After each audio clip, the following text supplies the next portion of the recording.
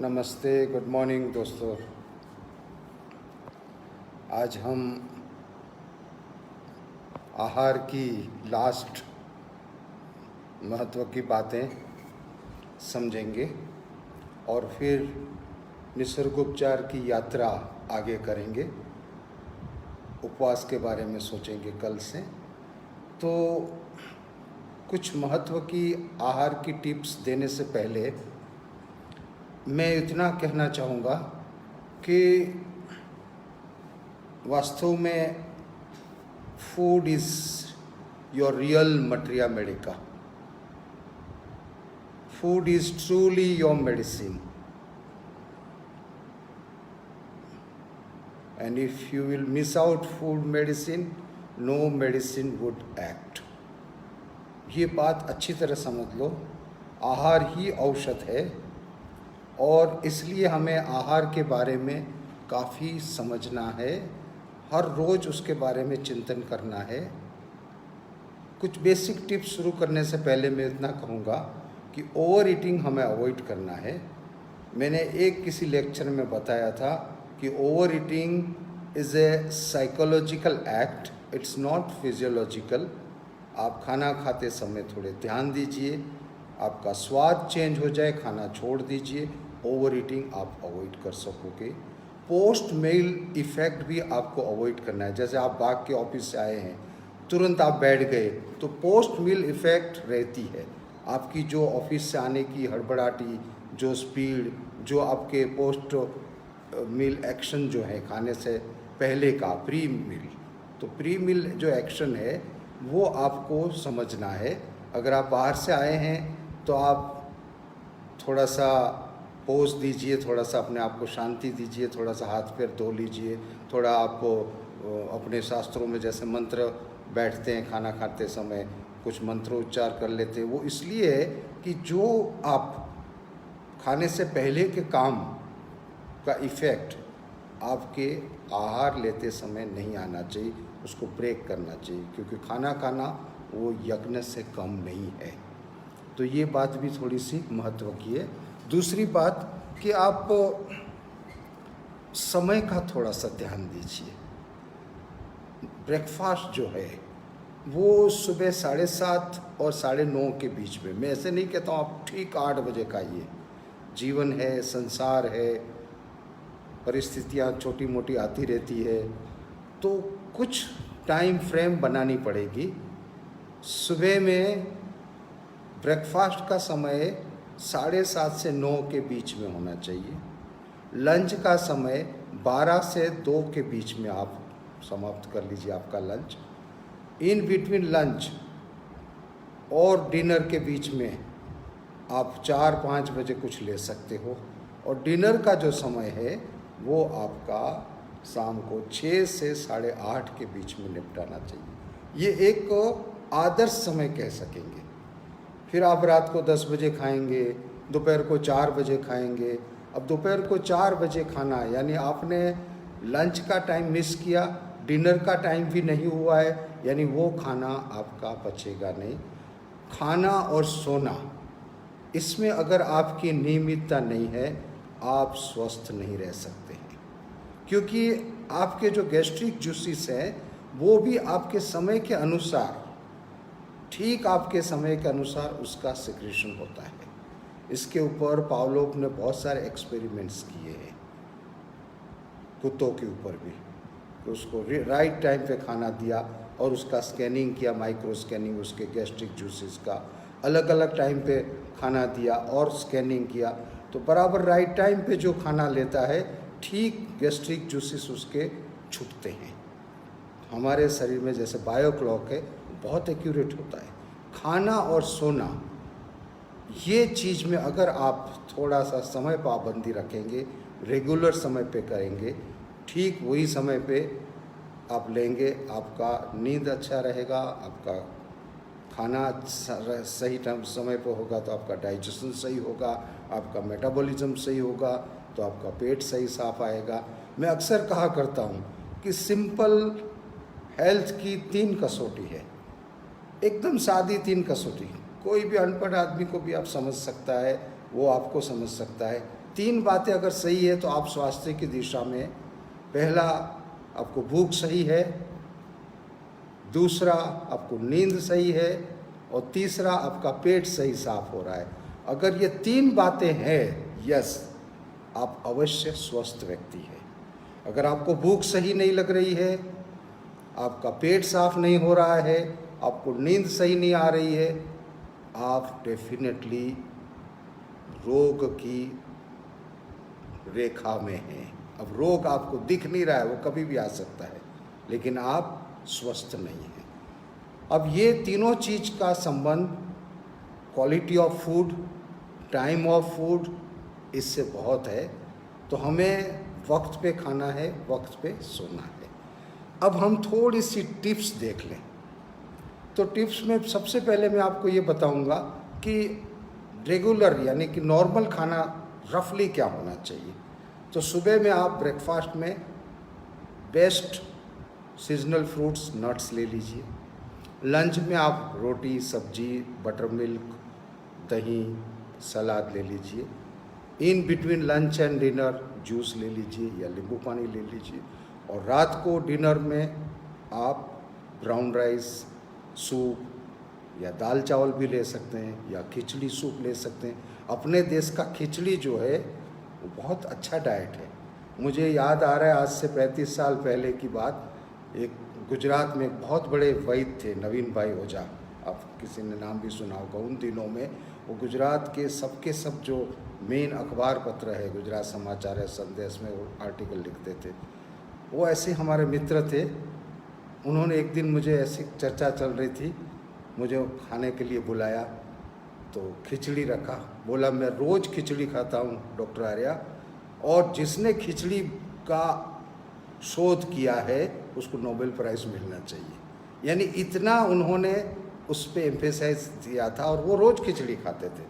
खिचड़ी वो बहुत ही scientific diet है। इसलिए तो देखो, जो कि बीमार होता है तो हम उसको पहला हमारे मुंह से निकलता है खिचड़ी खिलाओ। तो आप रोज़ खिचड़ी खा सकते हो। मुझे याद है सौराष्ट्र में, कच्छ में रेगुलरली रोज़ खिचड़ी खाते हैं। तो डिनर में आप खिचड़ी खा सकते हैं, ब्राउन राइस खा सकते हैं, दाल चावल खा सकते हैं, या कुछ और लाइट डिनर लेना है तो फल ले सकते हैं, मीठे फल। तो कुल मिला के ये नॉर्मल डाइट रहा। अब जो टिप्स की बात अपन कर रहे हैं, तो मैं आपको छोटे छोटे, आजकल आप घर में अपन बैठे हैं तो छोटे छोटे प्रॉब्लम्स होते हैं। तो सिंपल एक प्रॉब्लम होता है, कभी आपको लूज मोशन हो गए, डायरिया हो गया, कुछ नहीं करना है, पेट के ऊपर ठंडे पानी की पट्टी रखना है, और सारा दिन नींबू पानी, सॉल्ट एंड शुगर, गुड़ नहीं लेना है। ये थेरापेटिक्स है। गुड़ थोड़ा गर्म रहता है, गुड़ बहुत अच्छा रेगुलर लाइफ में, जैगरी। लेकिन अगर आपको लूज मोशन है, अगर आपको डिसेंट्री जैसा है, डायरिया जैसा है, आपको नींबू पानी, सॉल्ट एंड शुगर हर आधे घंटे पे आप ये लेंगे, शाम तक 100% आपका डायरिया ठीक हो जाएगा। डायरिया और डिसेंट्री तो अलग चीज़ है। डिसेंट्री में आप नींबू पानी, सॉल्ट, शुगर ले सकते हो, लेकिन थोड़ा सा लंच और डिनर में राइस का पेज भी ले सकते हो। लेकिन डायरिया में, जब वाटरी डायरिया है, तो आपको डिहाइड्रेशन रोकने के लिए नींबू पानी, salt and sugar her 15-20 minute पे, आधे घंटे पे लेना है, शाम तक ठीक हो जाएंगे। तो ऐसे ही अगर आपको मैं दूसरा टिप्स बताऊं कि अगर भूख नहीं है, सिंपल है, आप जिंजर का पानी लीजिए और सादा खाना खाइए, अवश्य आपकी भूख खुल जाएगी। फिर अगर आप देखें तो अगर आपको पेट में दर्द है तो आप अच्छा तो ये उपवास करिए, उपवास नहीं हो रहा है, मानसिक तैयारी नहीं है, जूसेस पे रहिए, फ्रूट जूसेस पे रहिए, मौसम्बी जूस लीजिए, आप ऑरेंज जूस लीजिए, आप अनार जूस लीजिए, और ठंडे पानी की पट्टी रखिए। कभी कभी फीमेल्स को, इवन मेल्स को भी, लेकिन ज़्यादा फीमेल्स को यूटीआई हो जाता है, यूरिनरी ट्रैक इन्फेक्शन हो जाता है।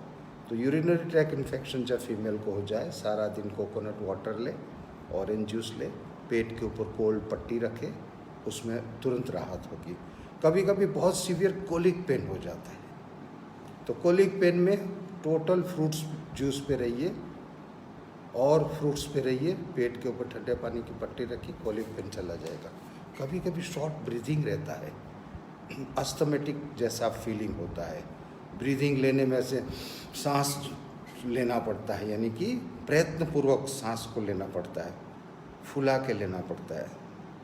उस समय वार्म वाटर के साथ आप शहद लीजिए, अगर शहद नहीं है तो वार्म वाटर के साथ थोड़ा सा गुड़ लीजिए, शहद आदर्श है, तो उससे आपका शॉर्ट ब्रीदिंग का प्रॉब्लम तुरंत ही कंट्रोल में आ जाएगा। बहुत बार वॉमिटिंग, नोशियाटिक फीलिंग होती है, तो वॉमिटिंग नोशियाटिक फीलिंग में ठंडे पानी की पट्टी तो रखिए ही, नींबू पानी, गुड़ और थोड़ा सा ब्लैक सॉल्ट, उससे वो काफ़ी रुक जाती है। हर 10-10 मिनट पे थोड़ा थोड़ा दीजिए, उससे बहुत सारा फ़ायदा हो जाएगा।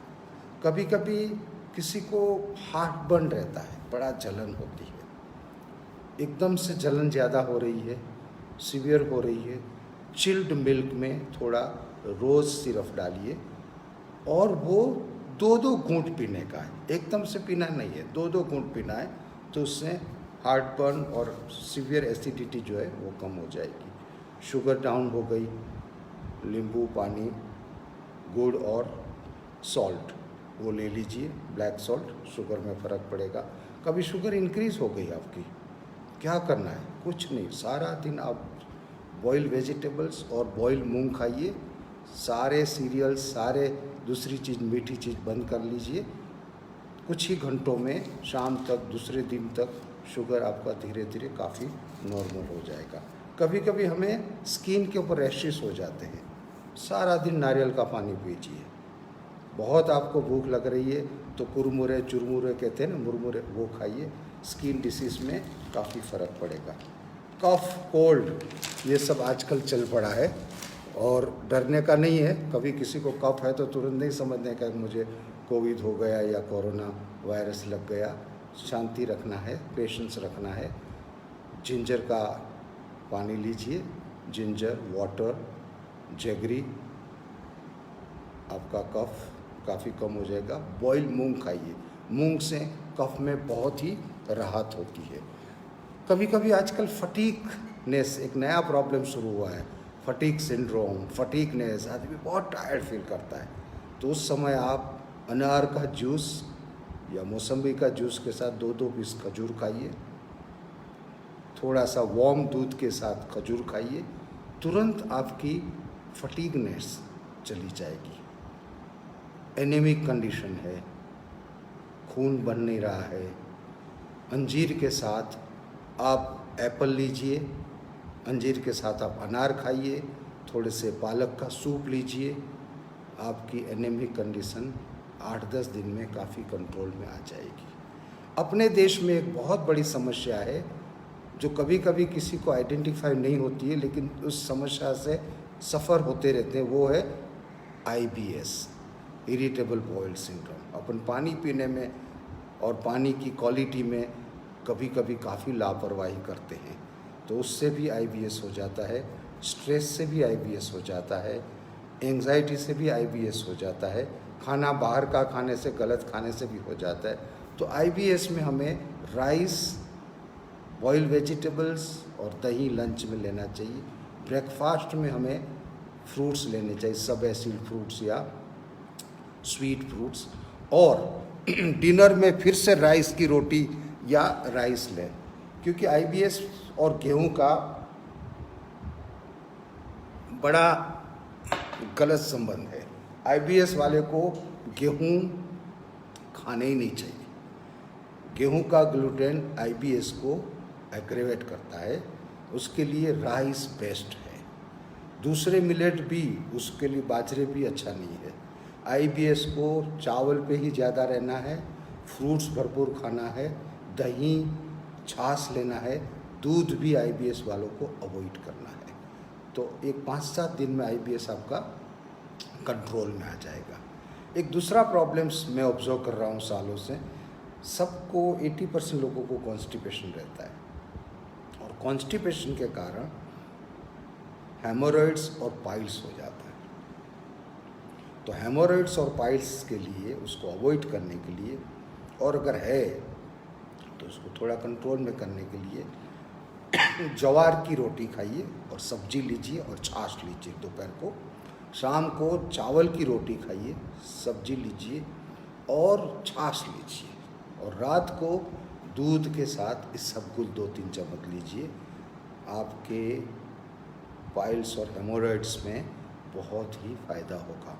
कभी कभी ब्लीडिंग पाइल्स शुरू हो जाता है और बड़ी तकलीफ़ की बात होती है, और बड़ा फ्रेश ब्लीडिंग दिखता है, ब्लड जो है वो फ्रेश दिखता है, आदमी घबरा भी जाता है, और घबराने की बात भी है, और बड़ी पेनफुल स्थिति है।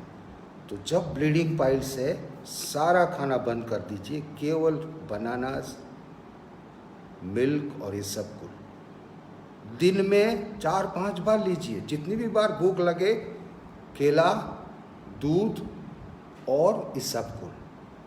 आप 1-2 दिन में आपका ब्लीडिंग बंद हो जाएगा। ब्लीडिंग तो एक ही दिन में बंद हो जाएगा, लेकिन 2-3 दिन में आप पूरे ठीक हो जाएंगे।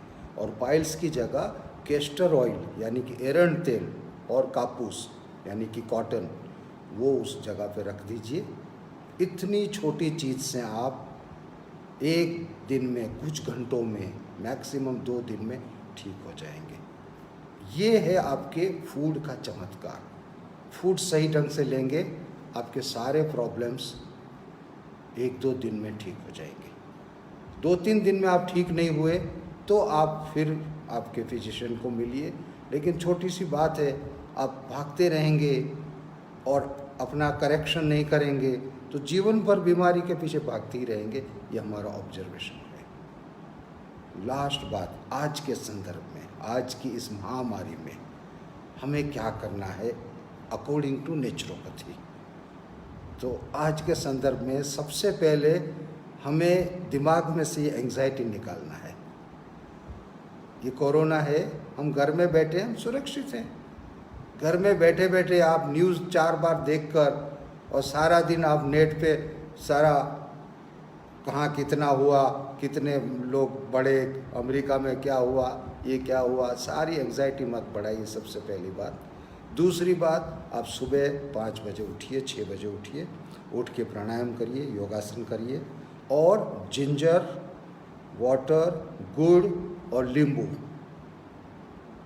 अदरक, पानी, गुड़ और नींबू, ये मिक्स करके आप लीजिए सुबह। सबसे पहले सादा पानी भी लीजिए। ब्रेकफास्ट में फल लीजिए अगर मिल रहे हैं तो, और थोड़ा सा हल्दी का दूध लीजिए। फल नहीं मिल रहे हैं, जो भी थोड़ा सा उपमा पोहा, अगर आपको भूख है तो वो लेके उसके साथ भी हल्का सा हल्दी का दूध ले सकते हैं। इन बिटवीन ब्रेकफास्ट और लंच गुनगुना पानी पीजिए। अगर अशक्ति महसूस हो रही है, अगर शरीर की डिमांड है तो शहद डाल के गुनगुना पानी पीजिए। लंच में रोटी, सब्जी और दही साथ छाछ को थोड़ा सा तड़का दे के लीजिए। थोड़ा सा हींग, जीरा, ब्लैक पेपर और हल्दी, उसका तड़का लगा देने का, तो आपका जो दही और आपकी छाछ है उसको आपने संस्कारित कर दिया। उसकी जो तासीर है कफ की वो तोड़ दी। उसकी जो थोड़ी सी उसका स्वभाव है म्यूकस बनाने का, वो तोड़ दिया। तो आप अवश्य लीजिए दही छाछ, क्योंकि वो प्रोबायोटिक है, हेल्थ के लिए अच्छा है। तड़का लगाने से प्रोबायोटिक का इफ़ेक्ट ख़त्म नहीं होता है, उसका कफ का इफ़ेक्ट ख़त्म होता है, और सेफली आप इस वायरस के समय भी उसका उपयोग कर सकते हैं और करना चाहिए। फिर 4-5 बजे आप फिर से जिंजर वाटर और गुड़ लीजिए, जिसको सादी भाषा में जिंजर टी कहते हैं। टी इसलिए नहीं बोल रहा हूँ कि आप टी समझ लेंगे और चाय में जिंजर डाल के लेते रहेंगे सारा दिन। जिंजर, पानी, गुड़ और नींबू, ये फिर से 4 बजे लीजिए। अगर मन है, अवेलेबिलिटी है, फ्रूट्स भी ले लीजिए। रात को आप ब्राउन राइस और सूप लीजिए, या खिचड़ी और सूप लीजिए, या आपकी भाखरी और सब्जी लीजिए। रात को फिर से आधा कप दूध में हल्दी डाल के अगर आवश्यक है तो लीजिए। इसके साथ एक बहुत बड़ी, जो मैं ऑब्जर्व कर रहा हूँ, हमारे सारे पेशेंट के रिपोर्ट्स आ रहे हैं, मैंने उन सबको बोला था दिन में 3 से 4 बार नमक और गर्म पानी मिक्स करके उसके गार्गलिंग करना। ये बहुत ही प्रिवेंटिव मेजर है। इवन कुछ पेशेंट तो बोले कि उनको सीजनल जो फ्लू आता ही था हर साल, वो भी इस साल नहीं आया। कोरोना तो आपको होगा ही नहीं, बहुत दूर की बात है, क्योंकि आप सुरक्षित हैं, आप घर में हैं, आप ध्यान दे रहे हैं अपने स्वास्थ्य का। लेकिन अगर आपने ये सॉल्ट और water, warm water and salt, उसके गार्गलिंग किए तो आपको बहुत ही, आपका गला साफ रहेगा, कोई इन्फेक्शन नहीं जाएगा। छोटा मोटा कोई इन्फेक्शन आ गया तो वो भी ख़त्म हो जाएगा। दिन में 3 से 4 बार हम सबको, मैं खुद करता हूँ 3 से 4 बार, सॉल्ट एंड हॉट वाटर के गार्गलिंग करना बहुत ज़रूरी है। दोस्तों, ये समय बहुत जल्दी बीत जाएगा। इस समय में हमें अपने को पहचानना है। हमारी यात्रा जो है जीवन की, ये हमें बहुत एक अवसर मिला है। इसको उपाधि मत समझे, इसको opportunity to learn yourself, opportunity to investigate yourself, opportunity to progress yourself. इतना सारा समय मिला है। जैसे ही हम नॉर्मल होंगे तब हम क्या कर सकेंगे, हम कहाँ खड़े हैं, हमारा विश्लेषण हम करेंगे हर बात का, आहार का, विहार का, प्रोग्रेस का, हमारे संपत्ति का, हर चीज़ का। तो हम सब इस समय का सदुपयोग करें। और आहार के बारे में मैंने आपको जो थोड़ी सी टिप्स मुझे समझ में लगा कि ये आपके लिए, हम सब के लिए महत्व की होगी, वो बताया। एक बात जो मैं लास्ट में आपको बताना चाहता हूँ, स्नान करना, एक बहुत ही सही ढंग से स्नान करना, ये भी एक आर्ट है। पानी न गर्म हो न ठंडा हो, बॉडी टेम्परेचर का होना चाहिए। और स्नान करते समय आप तेल का उपयोग करिए। आजकल के दिनों में खास तिल का या सरसों का तेल आप नासिका छिद्र में लगाइए, आप थोड़ा सा कान के छिद्र में लगाइए, आप नाभि के ऊपर लगाइए, और आप पैर के तलवों में भी लगाइए। तेल से भी ये वायरल इन्फेक्शन रुकता है। तो स्नान करने से पहले 2-2 ड्रॉप्स नासिका छिद्र, कान के छिद्र, नाभि और तलवे, वहाँ पे लगा के स्नान करिए। और वीक में 2 दिन आप, जैसे आयुर्वेद में बताया गंडूश क्रिया, थोड़ा सा तिल का तेल मुंह में लीजिए और उसको घुमाइए। आप स्नान करते रहिए, स्नान करते समय तक घुमाते रहिए। आखिर में पूरा स्नान हो गया, यानी कि 4-5 मिनट 10 मिनट तक अगर आप अंदर रख सकते हो, घुमा सकते हो, घुमाते रहिए। और बाद में उसको थूक दीजिए। पूरा आपका गला, आपके पेड़े की मसाज हो जाएगी, अंदर पूरी गंदगी आपकी निकल जाएगी। तिल का तेल के एटम्स बहुत सूक्ष्म होते हैं, वो अंदर की छोटी मोटी जो कैविटीज़ है दांत की, उसमें जाके अंदर का गंदगी निकाल देते हैं और पूरे आपके पेड़ों की, गम्स की मसाज हो जाती है। तो एक स्नान करते टाइम गंडूश क्रिया करना है, थोड़ा सा ऑयल अपने नासिका छिद्र, नाक, कान सब जगह लगाना है। इससे आपका स्वास्थ्य और सही रहेगा, आपकी इम्यूनिटी मजबूत रहेगी। ऐसे समय में आप लड़ सकेंगे। अगर मिल रहे हैं तो रोज़ सुबह में ब्रेकफास्ट के बाद 10 पत्ते तुलसी के और 5 पत्ते नीम के मुंह में रखिए, हल्के से चबाइए, ज़्यादा मत चबाइए, क्योंकि तुलसी के अंदर मर्क्यूरी होता है, वो दांत को नुकसान करता है। इसलिए तुलसी के पत्ते ऐसे हल्के से थोड़े से फिरा लिए, थोड़े से चबा लिए हल्के से, और गर्म पानी से निगल जाइए। आपको कोई वायरस किसी भी प्रकार का, कोरोना भी नहीं लगेगा और भी नहीं लग सकता है। और मन को बड़ा प्रसन्न रखिए, कॉन्फिडेंस रखिए।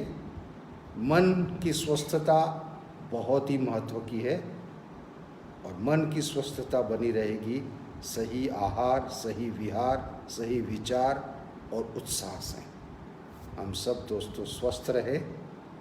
आपका दिन शुभ हो। शाम को 8 बजे हम मन के बारे में कुछ सोचेंगे। जय हिंद, जय भारत।